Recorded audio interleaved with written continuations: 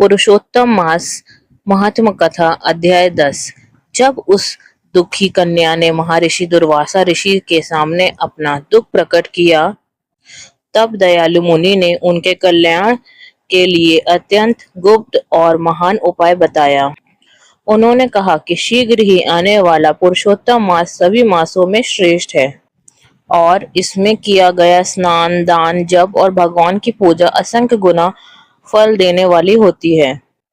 उन्होंने समझाया कि इस पवित्र मास में केवल एक बार तीर्थ स्नान करने से भी उतना ही पुण्य प्राप्त होता है जितना हजारों वर्षों तक तप और गंगा स्नान करने से मिलता है।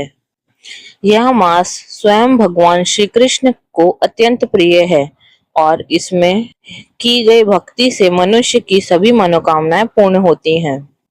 दुर्वासा ऋषि ने अपने जीवन का एक प्रसंग भी बताया कि किस प्रकार उन्होंने क्रोध में राजा अम्बरीश को नष्ट करने का प्रयास किया था, लेकिन भगवान के सुदर्शन चक्र ने कैसे उन्हें स्वयं संकट में डाल दिया।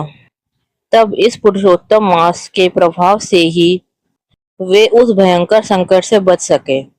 इस प्रकार उन्होंने कन्या को दृढ़ता के साथ इस मास का व्रत करने का उपदेश दिया, लेकिन उस कन्या ने मुनि के वचनों को स्वीकार नहीं किया।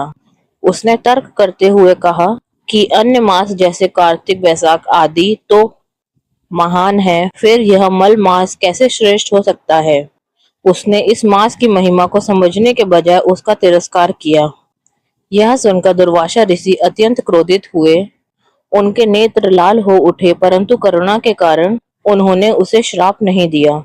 उन्होंने सोचा कि यह कन्या अज्ञानवश ऐसा कह रही है और अभी इसके पास सही समझ नहीं है, इसलिए उन्होंने केवल इतना कहा कि पुरुषोत्तम मास का अनादर करने का फल उसे अवश्य भोगना पड़ेगा, चाहे इस जन्म में या अगले जन्म में। इसके बाद दुर्वासा ऋषि वहां से चले गए। उनके जाने के बाद कन्या का तेज और सौभाग्य क्षीण होने लगा। तब उसे अपने निर्णय पर विचार आया, लेकिन अब वह अलग मार्ग चुन चुकी थी।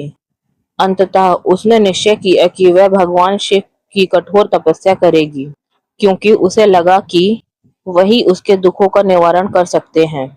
इस प्रकार वह पुरुषोत्तम मास की महिमा को त्याग कर अपने ही मार्ग पर चल पड़ी।